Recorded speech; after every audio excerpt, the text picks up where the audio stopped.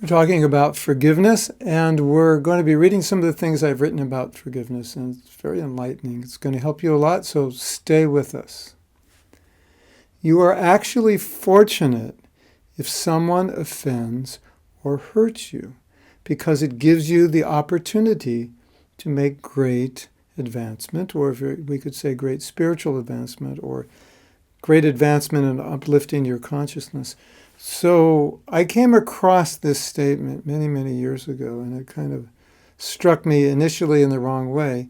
Maybe you felt that way also. You're fortunate if someone hurts you. It sounds very unsympathetic, unkind, even maybe mean. But we are actually fortunate, and the reason is because if you've been hurt, then you're going to want to find some way to deal with it. And if you choose to learn how to forgive, you take that path, you will find it's probably going to be the most transformational thing you ever do in your entire life. And when you overcome the resentment by elevating your consciousness above it, by adopting all the attitudes and ways of being and acting that are necessary to overcome resentment, you might think, actually, I would like to thank this person for hurting me because it sent me on a path which has made me such a better individual. And it's true in life in so many ways. When we come into difficulties, it's kind of like a moment of truth. And at that point, we're either going to go up or down. And if we're able to go up, then we can appreciate the difficulty. And if you look at your life and you look at all the difficulties you went through that made you stronger, then you know that you wouldn't be who you are today without those. And you wouldn't actually want to live your life without those difficulties. You see them as integral parts of who you've become today. So it's a little easier for me to say what I'm saying because I've been through the forgiveness process. I've experienced its benefits. And if you're struggling with it now, I know it may be hard to feel like this was good. But if you go through the forgiveness process, if you let it go, you're going to be such a better person than you were before. And another thing, which perhaps could be the most valuable thing, is that you insulate yourself from further hurt. So once you change your consciousness in a way that you can forgive, pretty much nobody can really hurt you. And not only will they not hurt you, but you'll be kinder. You'll want to be generous to people who are not generous to you. Generous, I mean kind, sympathetic, understanding, even if they're not acting that way to you. So this is a fantastic gift. And I just want to end this with a story. A lady who was very poor, she found a stone. And a man wanted that stone, and that stone was worth millions of dollars, and she gladly gave it. And the next day he came back and he gave it back to her. And he said, you have something more valuable. And she said, no, I don't. He said, yes, you do. That what is inside of you that allowed you to give me this stone, which totally changed your financial situation in your life. I want that. I want that generosity. I want that wealth of heart. So when you forgive, it's an amazing wealth, which you will cherish for the rest of your life. Please pay attention. This is good stuff. We don't think I can only forgive this person a little. This one 50% and this one 99%.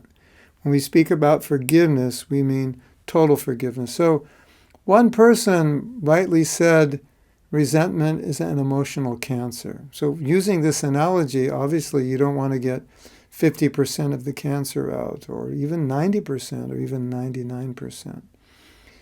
Now, a lot of us were reluctant to forgive, and there's so many reasons why we don't forgive. And you know what? They're all bad reasons. Yeah. Whatever reason you have for not forgiving, I would like to tell you, I would like to guarantee you, it's a bad reason. Whatever it is, it doesn't matter, it's a bad reason.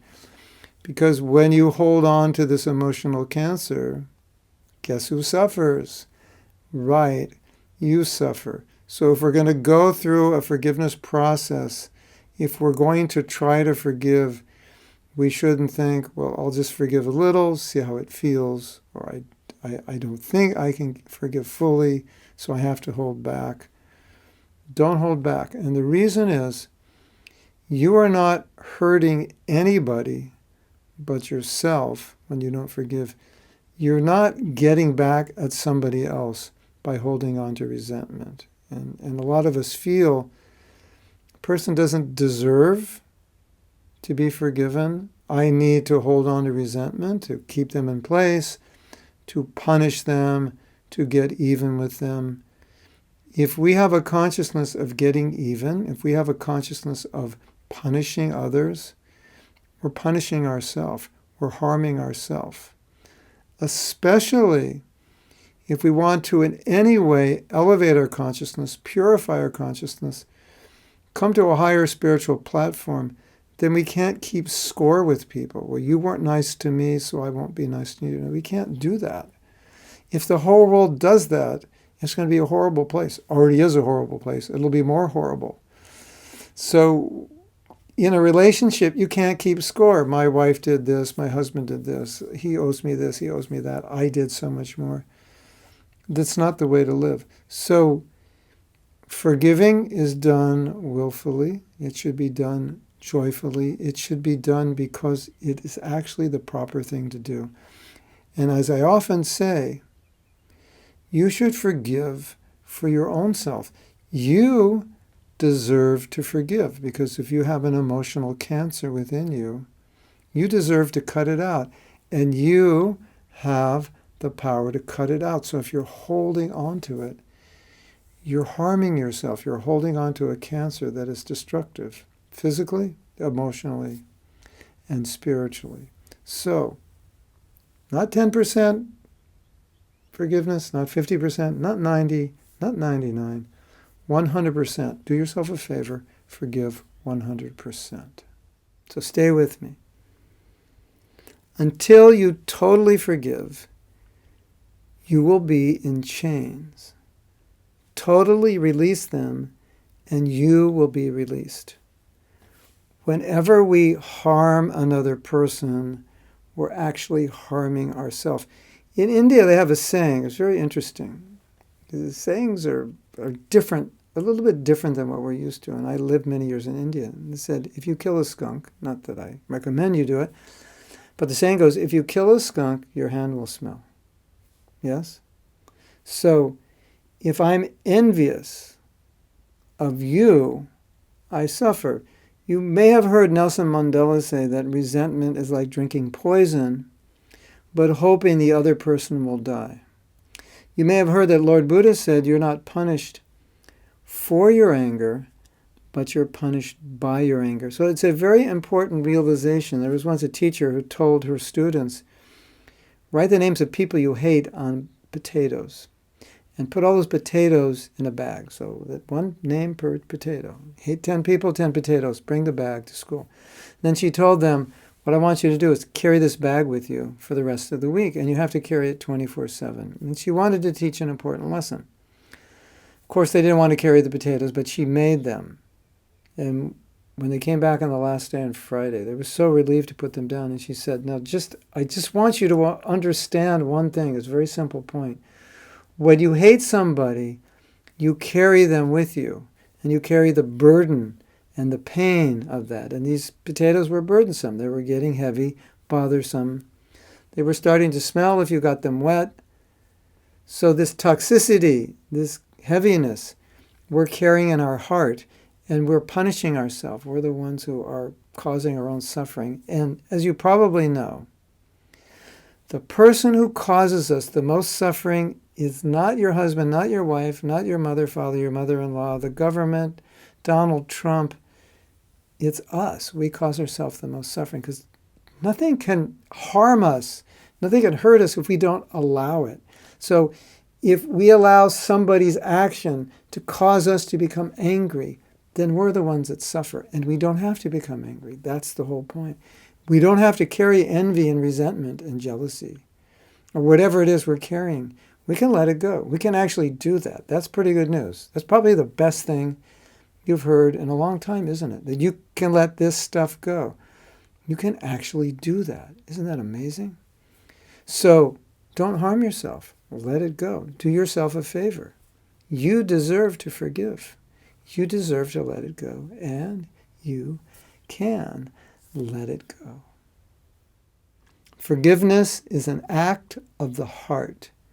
It happens automatically when you relinquish the need and desire to punish another person. I've taught forgiveness courses for maybe now 12 years, and I learned so much by teaching. And one of the things that I learned is that forgiving is not really a logical action. It's more of an action where the heart melts a little bit, or the heart becomes purified, or the heart softens. Some compassion enters the heart. Something changes in somebody's heart, and they just want to let it go. Something clicks at some point. Now, we do workshops for 15, 20 hours, and I see in the processes that we're doing that at a certain point something clicks. It's not clicking here, so to speak. And even if it clicks here, it has to click here in the heart. Something clicks in the heart, and they let it go. And it's not necessarily a conscious effort. It's that something shifted, something softened. So it's important to realize that forgiving is not always a logical thing. And what I realized by seeing how people forgive is that the people who are looking for logical reasons, like, I don't think I can forgive because they don't deserve it, or I don't think I can forgive because if I did what they did, nobody would forgive me. What they did is not right. They shouldn't be forgiven. It would be wrong to forgive them. They'll do it again, etc., etc. This is all logical thinking. But when you get down to it, forgiveness is not so logical, because forgiveness means you're going to let something go that intuitively you don't feel you should let go. You feel it's wrong to let go. You feel like you should hold on to it. And not only that, you're going to be kind to a person who wasn't kind to you. That is like totally illogical. I'm going to offer something to somebody, some kindness, some generosity, some compassion they don't even deserve, and I'm going to tolerate behavior on their part, horrible behavior that I don't deserve. Does that make sense? Not really materially. Spiritually it makes sense, yeah, because spirituality is all about compassion, kindness, turn the other cheek. But most of us aren't in that frame of mind, are we? So most of us intuitively respond to ill treatment in negative ways, sometimes trying to get back at the other person. That's just how we are.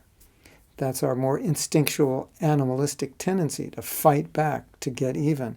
Spirituality is not about getting even. Spirituality is about kindness. It's about giving, even if people don't give to you. I just saw something today. It was a big sign that said, "Be kind to those who are unkind to you." That's the greatest challenge, isn't it? Easy to be kind to people who are kind to us. It's so easy. Everyone does it. But only special people are kind to those who are unkind to them. So forgiving is special. It makes you special. Special people do it. Be special and forgive. Be different. Be generous. Be open. Let your heart soften and let the resentment fall out of that soft heart. Just open it up and let it go. You can do it. That's what forgiveness is about. It's about opening and softening the heart. Forgiveness challenges us to come to a higher level. It also challenges us in a way which we could go down if we make the wrong choice or process it in the wrong way. But let's read. Forgiveness challenges you to come to a higher level of consciousness. So, we've been talking about forgiveness in my other videos, and this topic keeps kind of recycling. When someone hurts you, you have basically two choices of reaction. You're going to tolerate it, you're going to accept it, and you're going to be generous to the person, you're going to be kind to the person, or you're not going to tolerate it, you're not going to accept it, and you're not going to be kind to the person. Not being kind in this scenario would mean not forgiving and not, or giving them the benefit of the doubt, not being empathetic, not trying to understand. To forgive, it forces us to be more empathetic. It forces us to be more compassionate. Do you realize that on the highest levels of forgiveness, compassion starts pouring out of your heart? Because in order to forgive, you have to really empathize with the person who hurt you. You have to empathize with their struggles, with their life, with their challenges, with their conditioning. What could have motivated them to do that? Were they treated that way? Were they just being conditioned by their own parents' behavior or the social conditioning of the society in which they grew up? Were they just kind of robotically acting? Is there more to the story than what you think, that this person just is nasty and mistreated me, or is a horrible person, or is an abusive person? Is there more to it? When you get to the highest levels of forgiveness, something amazing happens. You realize everything happens for a purpose. You realize that person appeared for a purpose. They appeared with a lesson. There's something you're supposed to learn. And then you realize, actually, there's no one to forgive. Everything was perfect. Everything was karmically arranged. I got what I needed. I got what I created. I got what I deserved. Isn't that amazing? You come to a realization that actually there's no one to forgive. How easy is it to forgive if there's no one to forgive? Pretty easy, right? You come to that realization. Hey, did you forgive this person? No, I didn't. Why didn't you? Because I realized I didn't have to forgive him. He didn't do anything wrong. That's the highest level of realization, that for tempting to forgive forces you to come to that level, to realize there's a divine arrangement. Everything is in its place. There are lessons there. Things happen for a reason. When you enter that realm of consciousness, hey, I don't have a forgiveness issue because I don't have anyone to forgive. And I never will have anyone to forgive in my life because everything is divinely arranged and ordained. We're giving some definitions of forgiveness, and we'll discuss those definitions and see how those definitions can help us release whatever resentment we're holding on to. Definition 1, not being agitated by anger. Definition 2, being tolerant. These are spiritual definitions. These are actually given by my spiritual master. 3, reserved and perseverant. 4, always peaceful. 5, patient. 6, willing to pardon or excuse. And my spiritual master said, one of the symptoms of the present age we're living in is that forgiveness is going to diminish. As the decades go by, it's going to diminish. Are you going to be part of the statistic? Or are you going to give more forgiveness, put more forgiveness into the world? Or are you going to diminish the level of forgiveness? That's a good question to ask yourself. Even though I know you may be struggling with your own resentment, but just try to understand, by holding on to it, you're putting more resentment out into the world rather than putting more forgiveness into the world. Of course, the world needs more forgiveness. It needs your forgiveness. It needs my forgiveness. So let's look at these definitions again. Not being agitated by anger. This is interesting because it seems strange to say not being agitated by anger, because if I'm angry, that means I'm already agitated. So how could I not be agitated if I already am agitated? What it means is that sometimes we are agitated, but we have to learn to control that agitation, so even though we're agitated, we don't act on the agitation. That's what it means, not to be controlled by your anger. Okay, I'm feeling angry. Something is frustrating me. Something's upsetting me. But I don't act on it. I act normally. I deal with people peacefully, equally. That's what it means not to be agitated by anger. It's an interesting concept, isn't it? Anger is agitating, but I'm not allowing that agitation to control my consciousness, control my actions. That's powerful. That's important. That's the way we should be living. Next definition, being tolerant. Okay, simple exercise. Write down everything you complain about. Let's say what you complained about in the last month. Make a list. I know it's going to take you a while to complete that list. You just start thinking about the list You don't even have to make it. Just think about it. And you realize you and I, all of us, we complain a lot, don't we? Yeah, we do, right? Oh, it's too hot. It's too cold. The coffee's too hot. It's too warm. It's too cool. It's too this. It's that. My boss is too this. My wife's too that. This is the price is too high. We're always complaining. Tolerance means, okay, this is how it is. Accept it, right? So somebody hurt me. That's how it is. I just accept it. Tolerance is sometimes used as a synonym for forgiving. Interesting.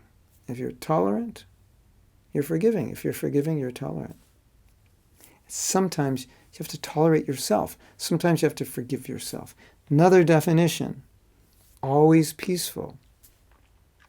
Always peaceful, not being agitated by anger. Then again, always peaceful. Okay, whatever's going on, disturbance around me, I am peaceful. In Sanskrit, it's called Shanti. Om Shanti Shanti. I am peaceful no matter what's happening around me. You know, stress doesn't exist. You can't buy it in a bottle. You know, there's no factory that manufactures it. So what is stress? It's just a way of looking at things. What is peace? It's a way of processing things.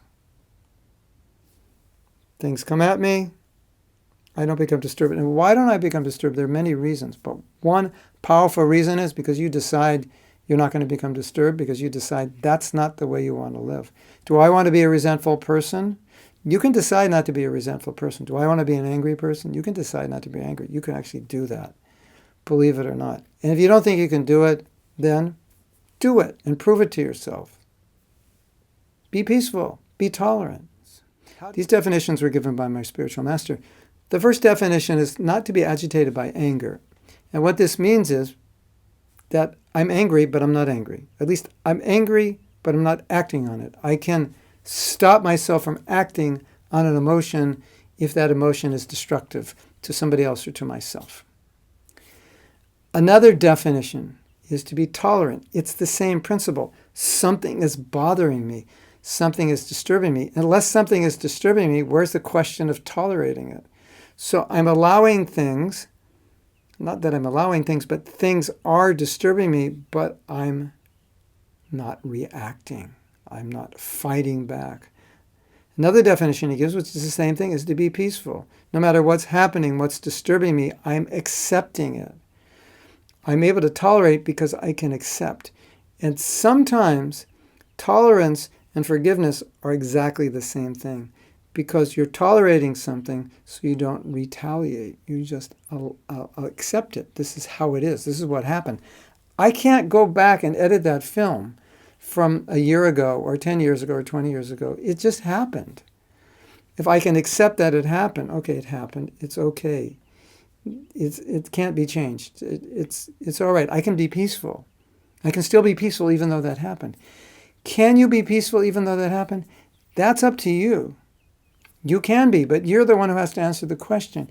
Can you be tolerant in difficult situations? Yes, you can if you do it. Can you let go? Can you not be agitated by your anger? Yes, you can, but you have to decide to do that.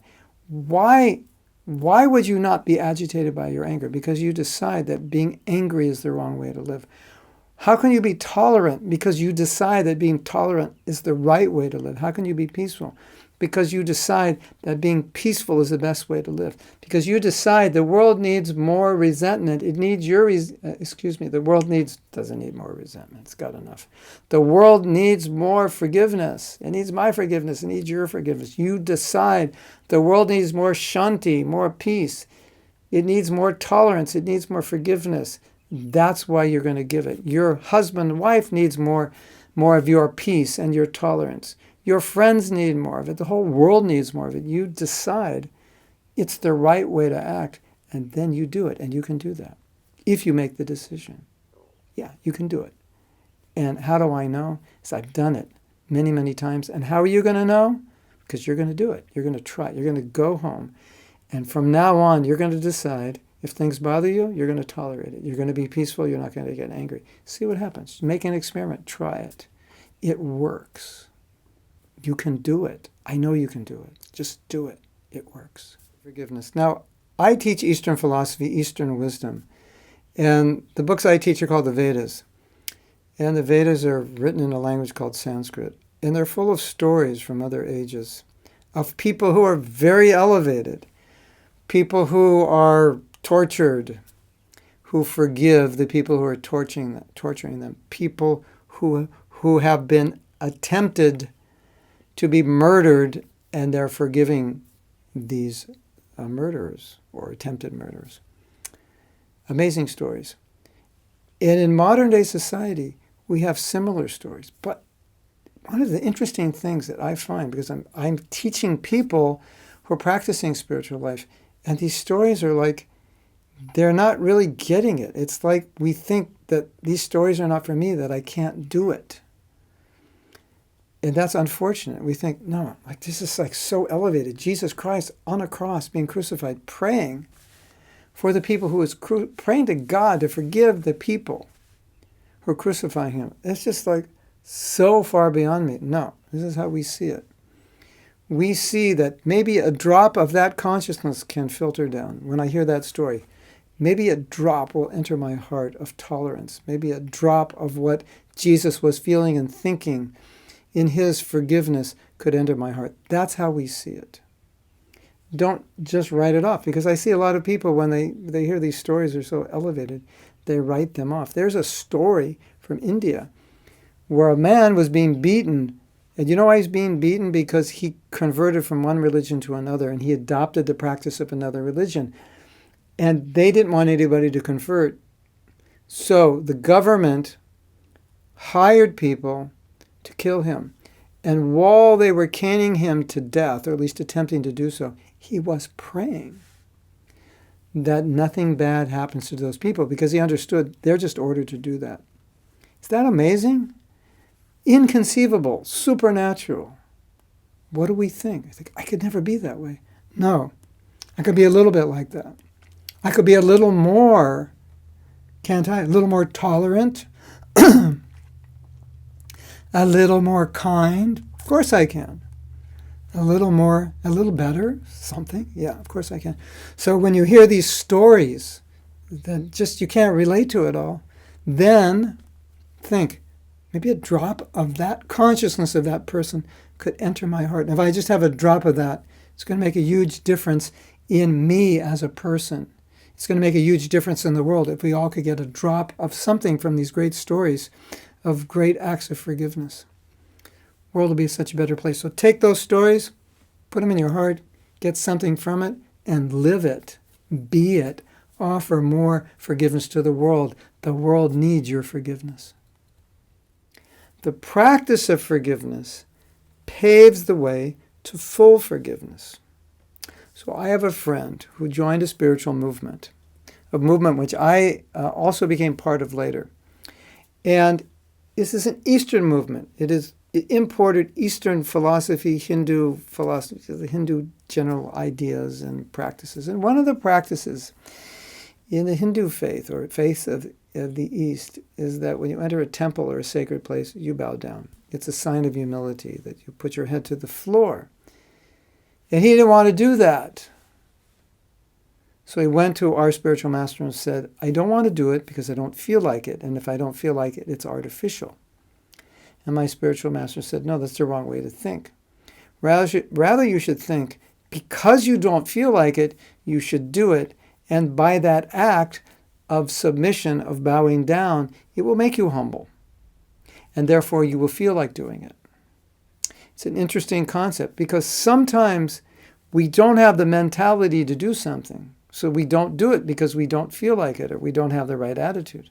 But there's another way of looking at it. Rather, do the right action.